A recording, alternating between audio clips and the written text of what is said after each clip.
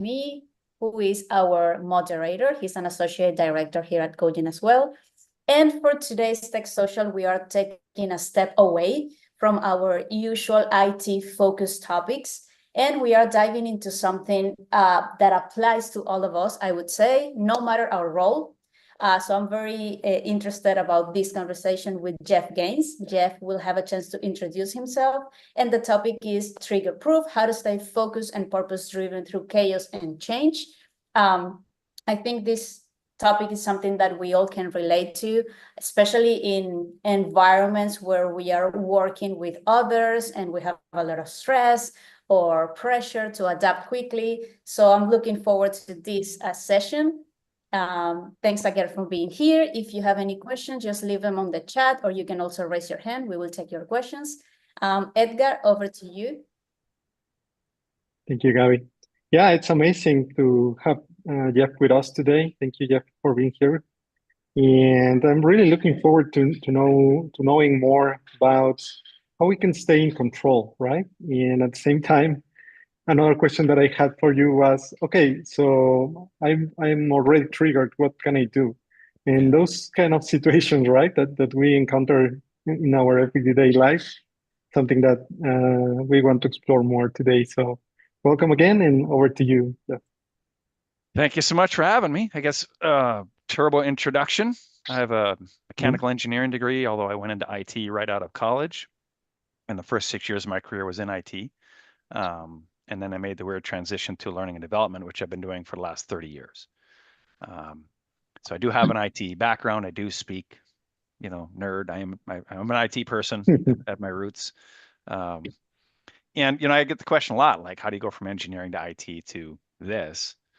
And to me, that what drew me to both engineering and IT was I like to understand how things work, and then I like to explain it to people.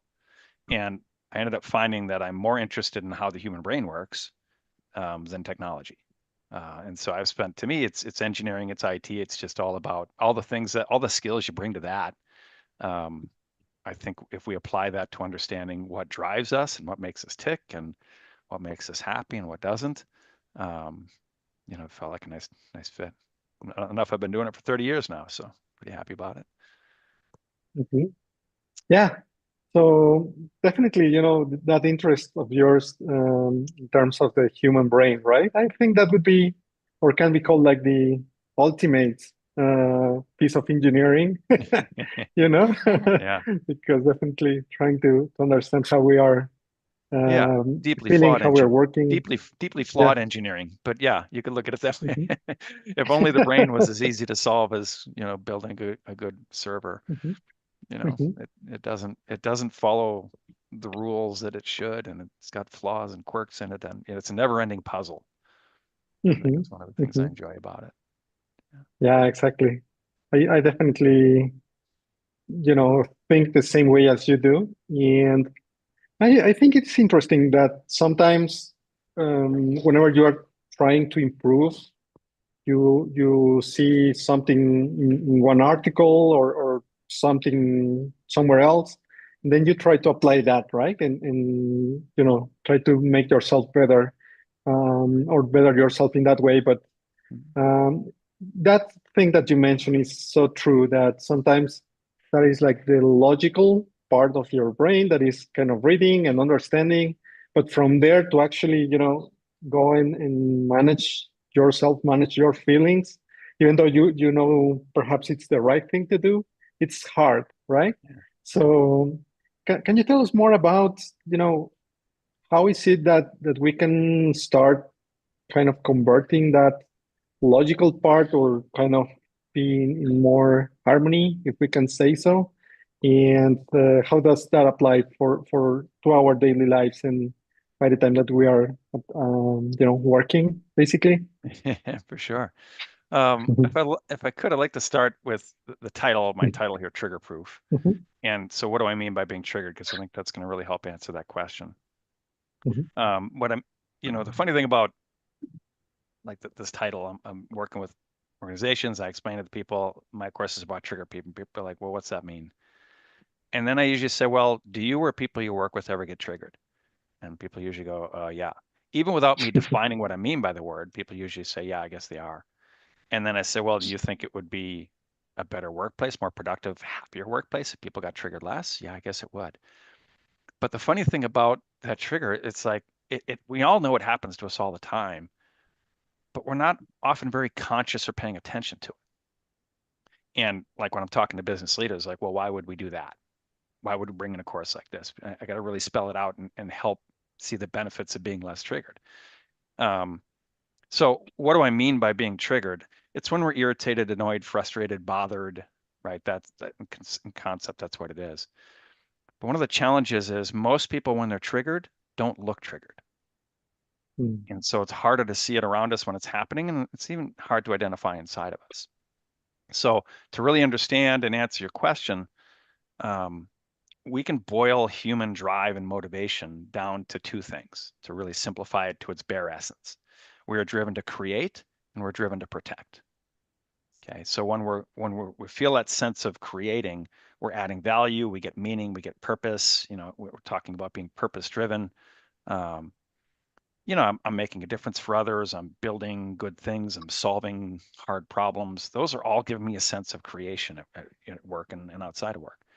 When we're triggered, it's because we're in that protect mode. And something that I care about feels threatened. I feel attacked, criticized, belittled, disrespected, ignored, or I'm triggered because I don't like what's something that's happening to someone else. Don't talk to my team that way, or you know, something that I value is at risk. It's really a fear state. And if we dig deeper into, you know, what does that protection mode look like, then we start to see why so many people, when we're in that mode, it's not obvious. Most people, when they think triggered, think angry. And certainly it's possible sometimes when we're triggered that we look or feel angry, but usually it's something else, which we can dig into. So in the battle in our brains between logic and emotion, emotion wins. And I think to answer your question, that's one of the first things we need to understand. You know, we try to use logic to override emotion, and emotion's going to win.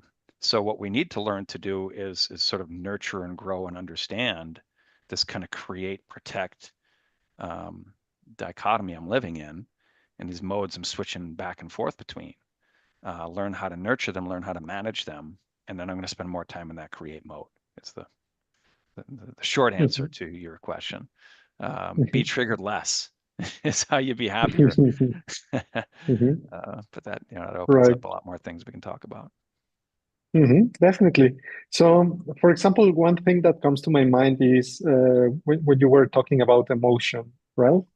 In the end, it's something in my personal experience is like very strong whenever I'm getting triggered at work, right? And as you were saying, sometimes it's like, no, stay professional, right? And you know, and maybe if you try going the hard way, it might not be getting you where you want to be. Plus, it can be counterproductive, right?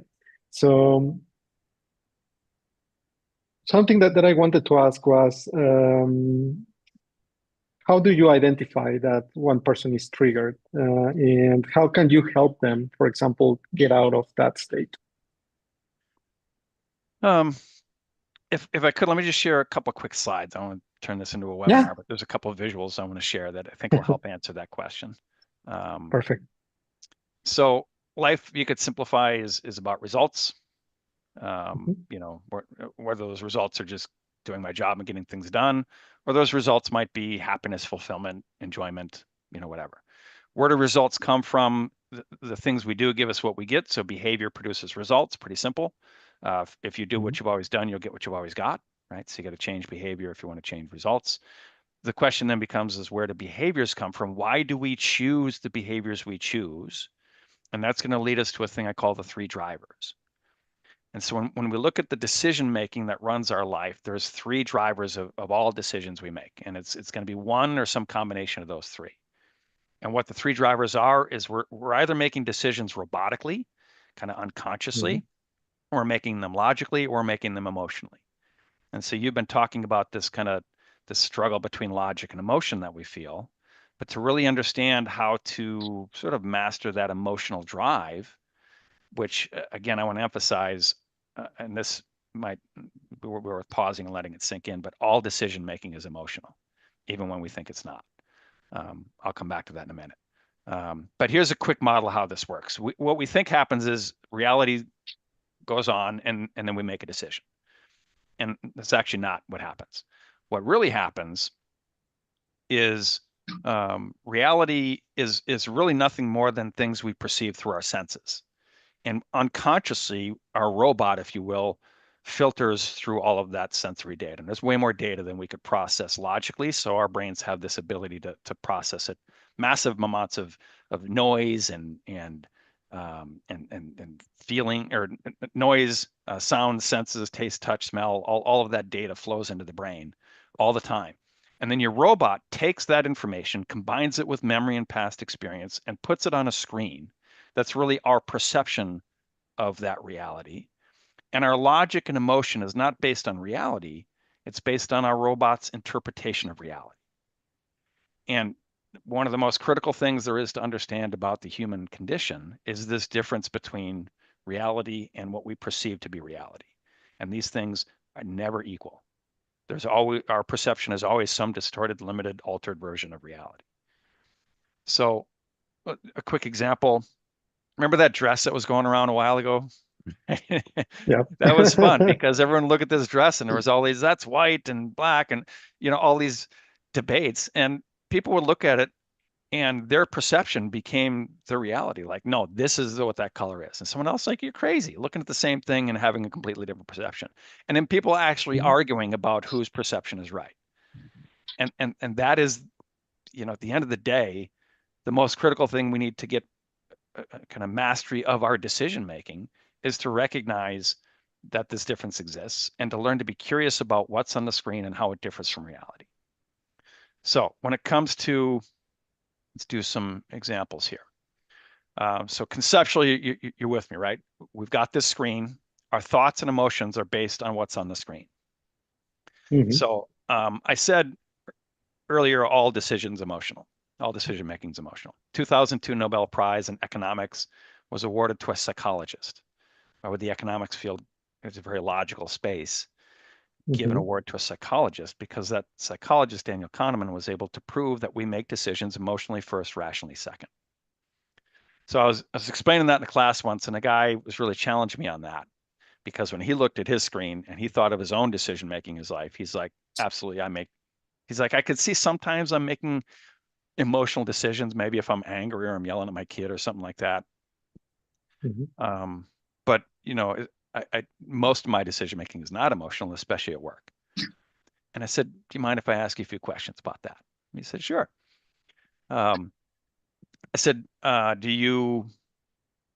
talk money management if you don't mind. Are you debt free? Do you have a retirement plan? Can you go 6 months without income? Basic financial health questions that most Americans can't answer. And he said, yeah. And I said, do you have a credit card? He said, yeah.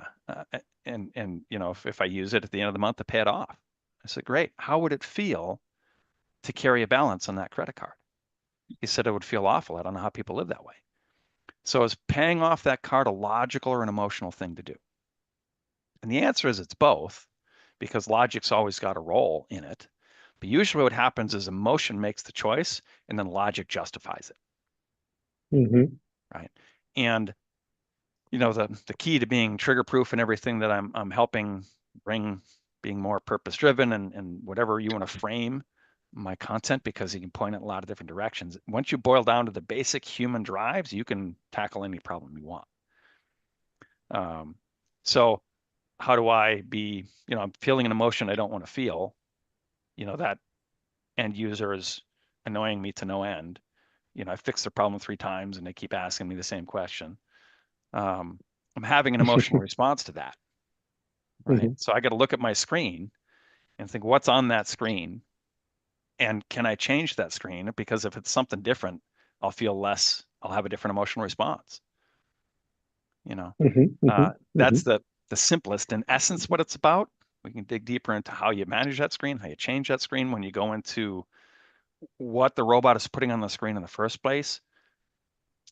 there's so much to unpack there, so much to learn. I saw a Mm-hmm. chat coming in.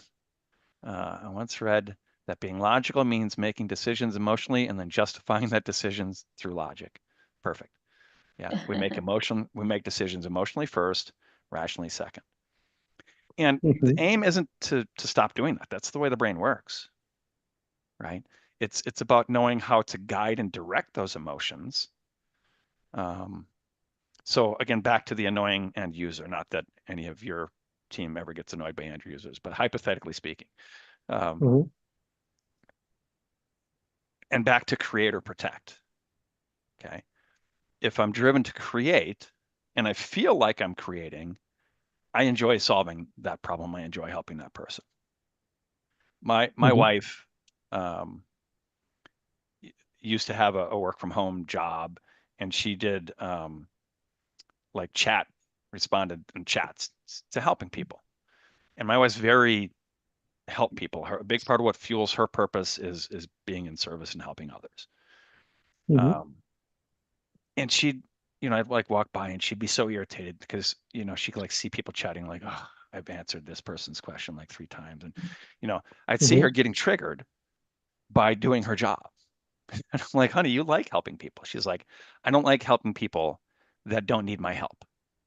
They could have figured this out on their own. If it took them more time to chat with me than if they'd just looked it up on their own. And her purpose of being able, not, helping people, but she wanted to help people be independent. And when people were becoming dependent on her, she felt like she was actually doing a disservice, and she felt disrespected by them for not trying to do it on their own. So she was in protect mode. She was triggered, and she was protecting her value that she brings, protecting her time, and really protecting the person who was coming to her for help. Like, why would you do this? You could have figured this out on your own faster. Why are you wasting your time and mine? Mm-hmm. Right. And so I remember having that conversation like, well, what are you creating here?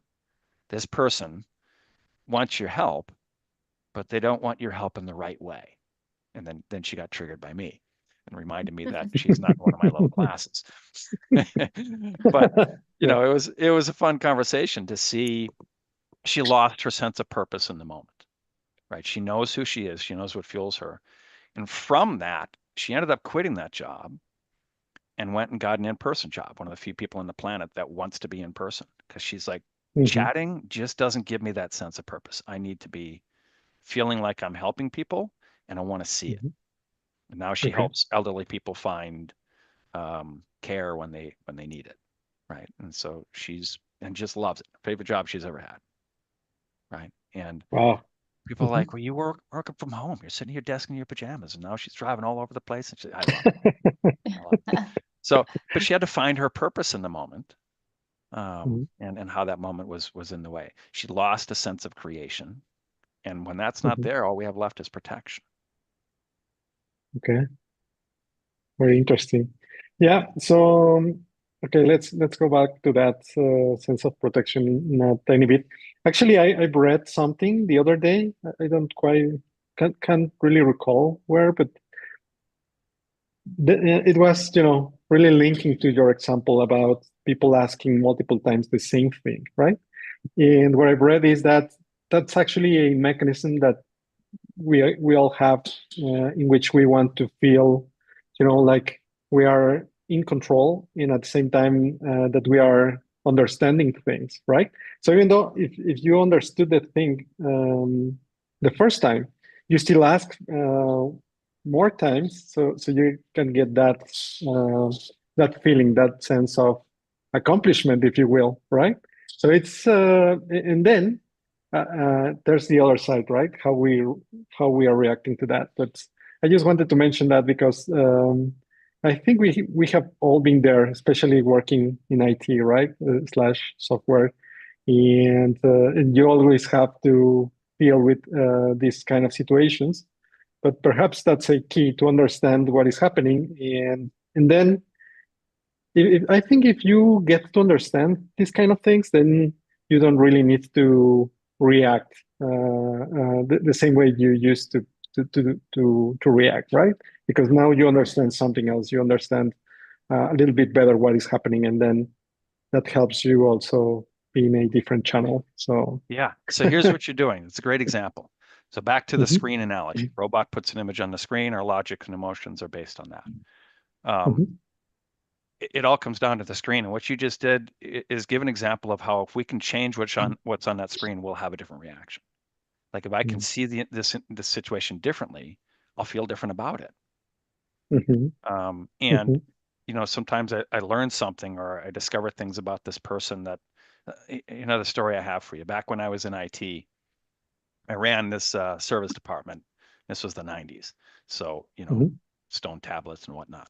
But, you know, we would go out to clients and fix their computers. We were a service company. And this was the days of Windows 3.1 and, you know, it was primitive, barbaric times, right? So we had this client who would call us and say, look, at around 2 in the afternoon, the sun comes through the window and it hits my monitor and my mouse stops working. Oh no. And it's because of the Okay. sun. And we'd be like, the sun doesn't make mice stop micing. That's not a thing. Mhm. Mhm. And so I send an engineer out there, like, go look at, you know, and he pops into my office and he reads the ticket. He's like, the sun's making, I'm like, just go figure it out, you know.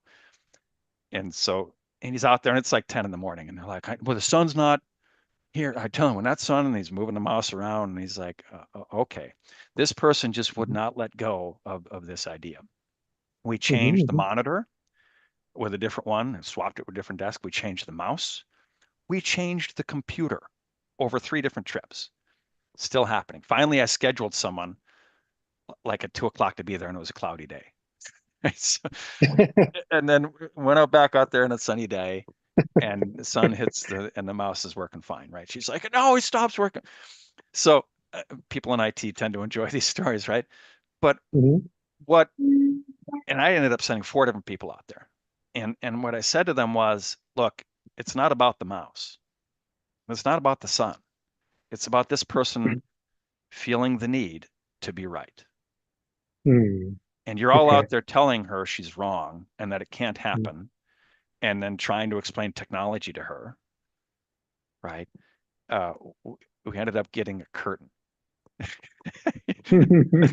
Well, we got to block that sun because I'm sure it's happening. Mhm. And that's what I'm like, I'm sure it's happening. I know you're not crazy. And I get that Mhm. it's the Mhm. way it always, right? It always works when we're there. Can we just hang a curtain on that window? Because I don't think anything else is going to fix it. Oh, that's a great idea. Right. Until she felt validated, she wasn't going to let Mhm. anything work. Mhm. So Mhm. one of the things about the human brain we need to understand is the human brain is constantly, the robot is constantly filtering through the information that's coming to us, looking for data that proves what we currently believe is true. Mhm. Because if data comes through that proves what we believe is not true, we have a fear response. We go into protection mode because our view of the world is in error, and our brain gets very alarmed by that. So it's called Yes. confirmation bias. You've all probably heard that expression, but it's really the brain validating existing beliefs. And the messed up thing is we will go to great lengths to validate and to prove and to hold on to beliefs that are damaging to us. Mhm. Right? Like, what do you Mhm. do when you make a mistake? Like most people, when they make a mistake, they take the mistake, they sharpen it up, and like we beat ourselves up with it. You're so stupid. Why are you doing that? Right. So we found evidence that we're not good, and we let that through. And then we do Mhm. something great, and we're like, it's no big deal. You know. Mhm. Mhm. So a Yeah. big part of what all of the trigger proof concept and how to be trigger proof or at least get triggered less is to learn what you're validating in your brain, right? Because what you want to prove to be true, you're going to prove to be true. You're going to find a way. Mhm. Mhm. So the more negative beliefs you hold on to, the more evidence you're going to collect to prove them. But it works in reverse. You know, we can start finding things to believe that are beneficial to us, that feel better, Oh, that's a great and idea. Yeah. you got to work logically to kind of hold those beliefs in place long enough to let the robot gather enough information to prove it. And then eventually, once the robot kind of accepts something as new programming, then that's what it'll put on the screen. But Mhm. logically, we have to sort of override that robot for a while to get that to happen. Wow. Okay. So I have a question for you, Jeff, because this really sounds familiar, but it was familiar to me until very recently. So have you ever heard about a therapy that is called acceptance and commitment therapy? I'm not sure if that's like a psychological school. It's fairly recent. So I'm not sure if you're familiar with What's it. the name again? Acceptance, Yeah, acceptance and commitment acceptance and commitment. therapy. Yeah. I would imagine I know different versions of it, but tell me a little bit Uh-huh. about it. It sounds like you're describing Yeah. what I just described, right? Yeah, exactly. Actually, it's precisely what you were saying, right? A couple of things. The first one is about curiosity, right? So, in particular, for this school of therapy, they say that whenever we are feeling pain, right, we tend to approach it in this automatic way, and that can be physical or psychological. And what they are saying is that you can use curiosity, right, to approach that pain and try to understand what is happening. Not kind of trying to escape from it, but rather kind of experience it in a different way out of curiosity, right?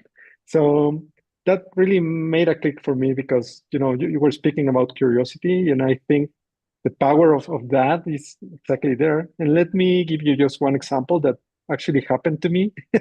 Yeah. And that's why everything is just making sense here in my head, right? So some time ago, I had to undergo a surgery, right? But before that, I was feeling heavy pain, right? Like physical pain. And then for any reason, actually, I contacted my therapist because I was about to undergo surgery. That was like my first time. And I was nervous, what's going to happen. And then he gave me two tips. And the first one to me is just, crazy that it can actually work, right? So he told me, I know that you're feeling physical pain, right? So what you can do is you can imagine that you are having a conversation with your brain. Actually, you can put a name to your brain. Like, if you like, for example, some people have used Alexa as if it was an assistant and it was giving information to you all the time. So you can say Alexa, for example, right? And then imagine that you are having a conversation with Alexa that is very intense, like really, really, like annoying at the same time, right? And and then something that you can do when you are talking to people and you are having this very intense conversation that is leading nowhere because the pain is always there, right? Is that you can ask for a break. And that meant talk to Alexa directly. Imagine this conversation and say, okay, I know that I'm in pain. I understand it. And I'm going to do something about it. I promise. But can we just stop for a minute? I don't want to be feeling this bad for so long, right? And it actually worked, and it was amazing, because and later I was discussing with him, and we were talking about reprogramming the way your brain is interpreting these signals and what that really means to you, interpreting that.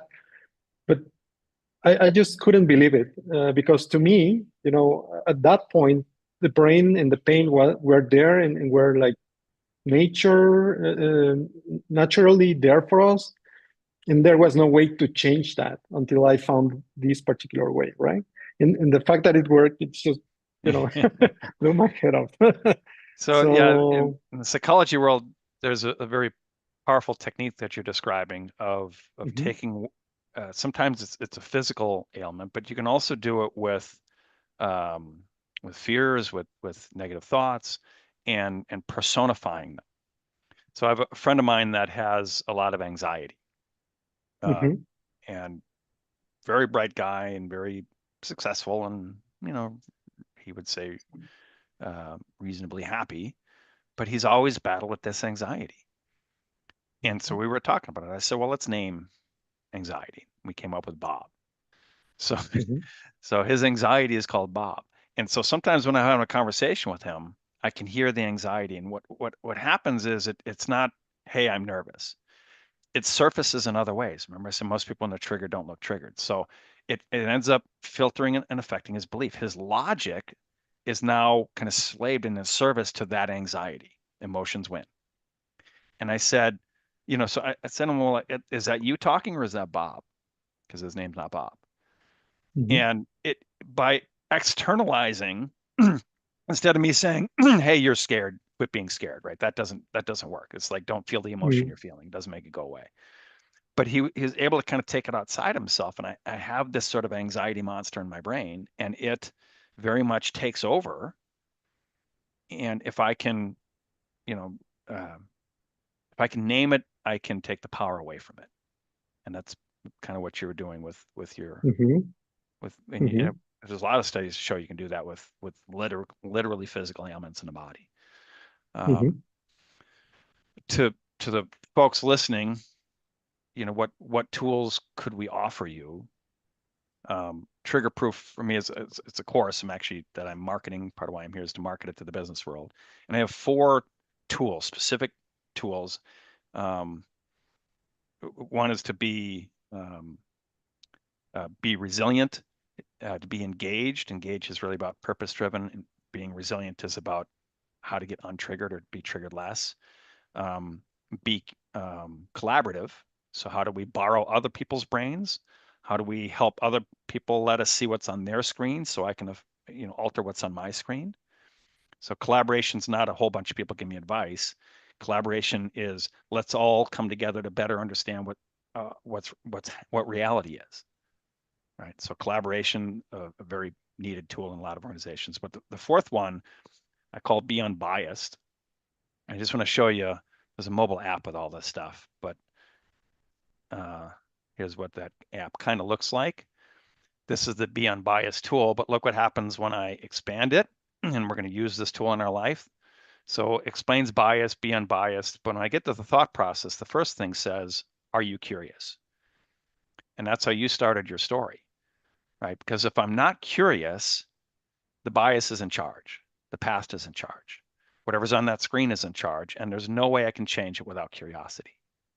So while I call of the 4 skills that that are part of the trigger proof content, I call it be unbiased, because I think we, at some level we know we all have biases, and bias isn't a inherently negative thing. We have biases that are very good. Is that bias working for you? And pretty quickly, I want to pivot people from be unbiased to be curious. Right? When we're triggered, one of the first things to go is curiosity. And so if we can bring that back, that's one of the ways we find a different way of saying, unless you can change your screen, you're not going to change your emotion.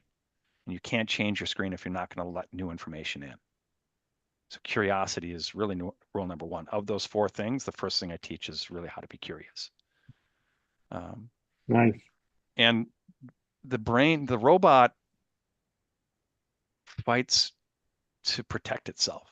It doesn't want to change. The human brain will hold on to negative beliefs that to our own detriment. Right. So it does take some effort, and it takes skills. Keep track on time here, and I don't know if you want to go down this road, but I believe the workplace is more triggering today than it's ever been in our lifetimes, and you could even make an argument that it's ever been in human history in some ways. Right? And kind of getting organizations to understand that, because we're like, what do you mean we're getting things done? And yeah, we are. I'm sure you're highly, effective and productive teams, but sometimes you got to zoom out and think about what's really happening here. Why do we need trigger proof more today, than ever before? But do you think the workplace is more triggering? I mean, how does that resonate with you?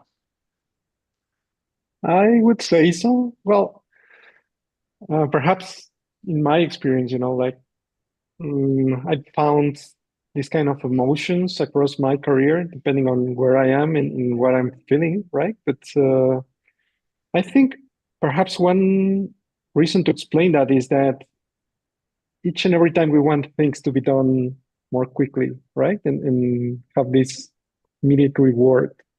And perhaps that's what is happening, that we all want that. And sometimes it just needs time, right? I mean, the thing that you're trying to deliver And in that sort of, trying to get that reward all the time, it's just making it more difficult to, to take the actual rhythm of things, Yeah. right?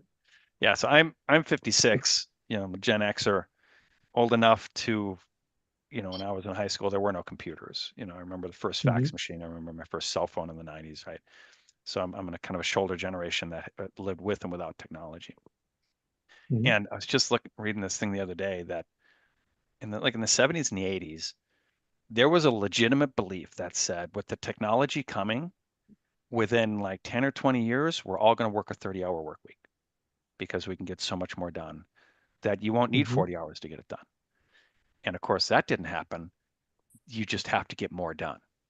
So the Yeah. expectations of performance just keeps going up and up and up and up. Like the That's Hmm. right. bar never lowers, and how much we're going to work never lowers. So you're just going to get. So really, what happens is just profits go up, and we all work the same, right? That makes a much more triggering environment. We feel the pressure, the constant pressure of you always have to be figuring out a way to be more productive than you were yesterday. That's one of the Hmm. reasons the workplace is so triggering. I was thinking about our call today, just yesterday, and I was revisiting. There's a book that came out in 1997, fascinating book called The Fourth Turning, and it's about generations and the generational differences. Hmm. And it predicted in 1997 many of the things that are happening right now and in the Oh, wow. 2000s. Hmm. And it turns out that you can go back through history, and there was roughly an 80 to 100-year cycle that repeats itself over and over and over again. So there's the first, Hmm. second, third, the fourth turning. We're in the fourth turning right now. And the pattern that unfolds is because the way that a certain generation is affects the way the next generation is, and so on. And there's this repeatable pattern that you can track throughout history. And the fourth Hmm. turning is called the crisis turning. We are Oh, in the okay. crisis turning. And if you go back 80 to 100 years, you get the Depression, World War II. You go back more than that, you get another four turnings before that, you get the Civil War. And like you can keep going back 80 to 100 years, and in every fourth turning, there's a major crisis. And they take it back to England before the colonies. It took it back to um, like the Roman Empire, this turning of every 80 to 100 years, because the way a generation is very much influences the next ones. And it's this Hmm. amazingly repeatable pattern. It's fascinating stuff to me, right? Because what's Yeah. going on right now, and one of the big hallmarks of the fourth turning is polarization, that you get more, steadily over the last two turnings, it's gone more and more and more into two groups. And there has to be a breaking point. At some point or another, some world war or some internal war or some kind of crisis has to break that tension between the two groups. And we're in that right Hmm. now, right? And people, you can feel it in society. You can just feel, you see it in elections, not just in America. You see it in a lot of them. This polarization going on. And so, in the workplace, we try to keep it, of course, not about politics, and let's be harmonious and Hmm. work together. Um, but we're all bathed in that tension every day. And to think that it's not going to affect all aspects of our life, I think is fantasy. So, you brought up technology, and that's absolutely one of the reasons I think the workplace is more triggering. I think there's Hmm. this generational turnover. That's why you can check it out. Go on YouTube and just search the fourth turning. There's a lot of, you can see that the author giving talks, and there's a lot of cool stuff about it. My content, I don't get into I've given generational talks in the past, but other than to say generations matter, we need to Hmm. know how to see what's on somebody else's screen. And if you're in a different generation than me, your robot is programmed differently than me. So our screens are Hmm. not going to show the same thing, even though we're in the same situation. And if we're curious and we care about each other, we'll take the time to align those screens, right? So in terms of the workplace tools, that's the skills we need to build. How can we truly collaborate, which means learn what each other's screen is? How can we truly stay in a curious mindset? How can I be purpose driven, be engaged, which means I need to learn a lot about purpose and what uniquely fuels me. Everyone needs to answer the question, other than to get a paycheck, why do you work here? Hmm. And that's about being purpose driven. And then we need resiliency tools, because the workplace is more triggering than it's ever been for reasons we're discussing. Yeah. Jeff, I want to say or ask you something about resilience, and I want to like give a brief concept in case someone doesn't know what it is. So resilience is like the ability to adapt positively through like difficult moments, right? So my question is, how can we build resilience in our day-to-day work with that? I mean, rather than waiting for a time of crisis to test us, you know, like instead of waiting for that difficult moment, how can we build resilience every day? Awesome question. I have many answers for you. Let me condense. I'm going to take it back to we're driven to create or we're driven to protect. Okay. So to me, resilience is about how do I get triggered less, which means I'm not in that protect mode to begin with. And then how do I get out of it faster, or how do I be more effective when I'm in it? Right? Those are the kind of the three things we're going to look at. Can I prevent being triggered?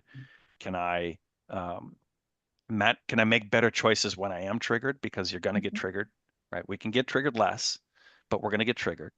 And then be more effective in it. So the first thing I'm going to offer is clear sense of purpose, right?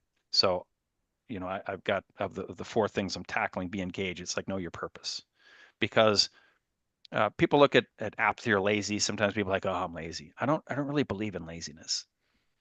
I think laziness is a lack of clarity of purpose. Like when you really know what you want and you believe you can get it, then we're not lazy. I might know what I want, but think it's not possible. Then out of protection, I won't try because I don't want the failure. Or for a lot of people, they just don't know what they want. Like I got into my career, I'm in my career, but you know what? Other than to get paid, why is this what you do with your days? You got a lot of other choices. And a lot of people I don't think really have had the training on how to even know what purpose, an internal purpose drive is. A lot of people think purpose means goals. And goals is just external stuff. It's the experience I have while I'm creating that is purpose. So I love your question about resilient. I'm going to pivot back to it, but all the tools around resiliency don't work if you don't have a purpose in the first place, because there's nothing to get back to. And I think for a lot of people, you know, we just feel down, or we just feel negative and like, oh, you know, the world's like this, or there's that person annoying me again. You know, without a creation source, I'm just going to live in protect mode. And that will often just feel like sort of negativity or a malaise or a depression or an apathy. So purpose is number one. Then there's tools around how to get yourself untriggered. Okay. A number of things we could talk to, but I think the first one, and one, I'm going to say two. The first question to ask yourself is, am I in danger? Like, what am I protecting? And I think a lot of times when we're triggered, there's nothing to protect because nothing bad happened and I'm not really in danger. A lot of times it's just a perception error, right? Back to my wife's story around the person chatting, like, what are you protecting here? What's at risk? And there was no danger. Her job was safe, and her only risk was feeling like she was helping this person. And that was meaningful. That was enough for her to be triggered, because that she was losing her purpose. But we can, you know, I'm driving on the road, someone cuts me off. You know, well, that was a brief moment of danger, but a lot of times I wasn't really in danger. I just felt like they were being rude. What's at risk here? What are you protecting? And I think a lot of times we don't want to ask that question because we'll find there's nothing there.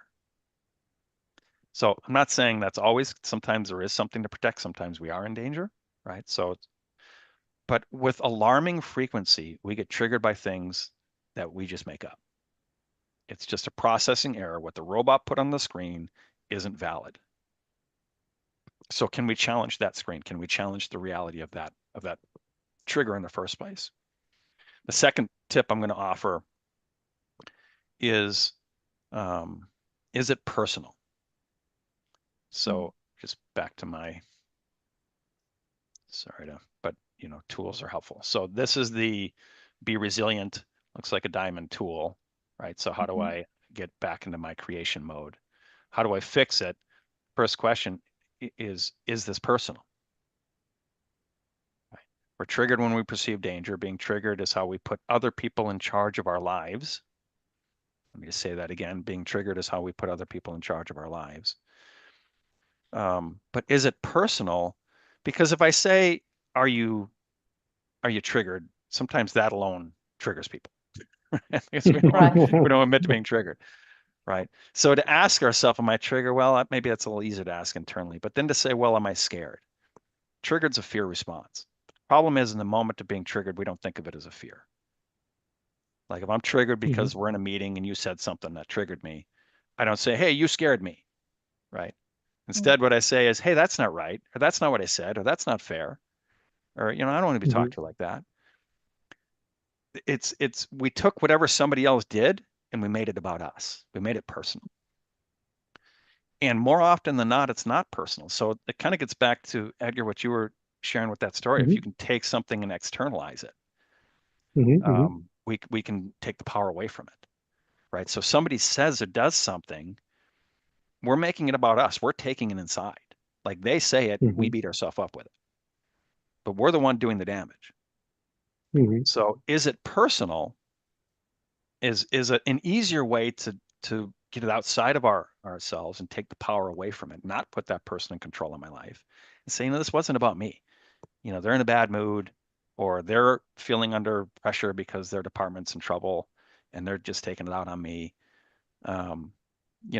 So many of the things that we use to control our experience of life is just stuff that we take and abuse ourselves with that nobody else is even trying to do.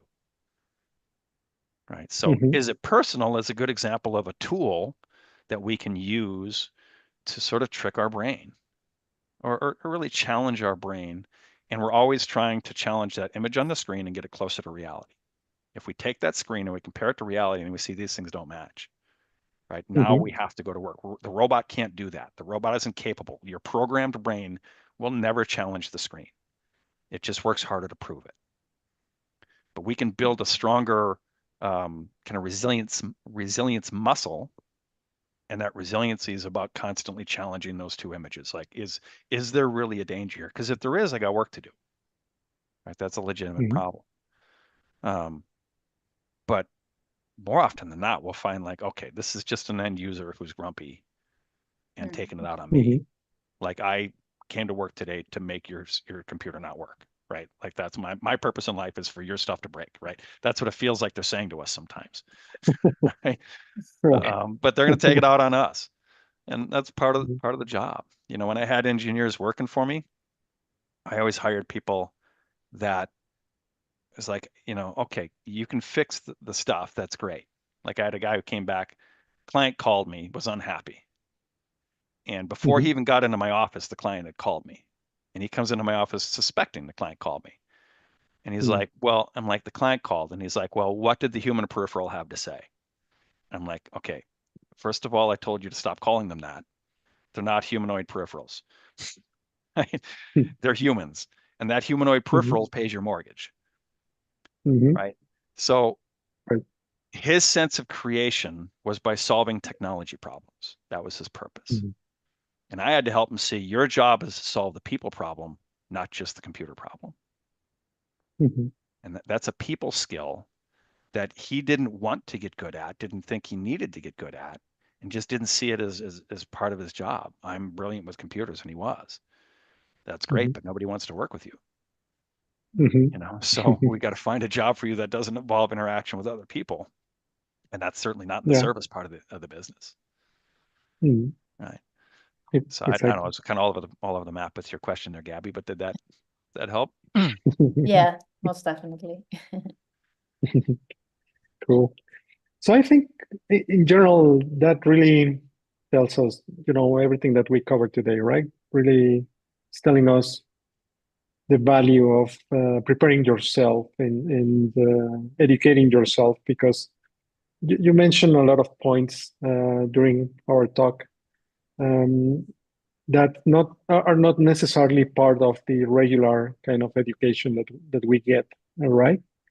And the value that I see behind them is that if you manage to get yourself educated in these things, um, I can, think about it and kind of maybe project myself on it, but I can think that I can be at peace, right? Like at the end of the day, I know how to handle myself. I know how to collaborate with my teammates, and I find purpose that I think it's fundamental.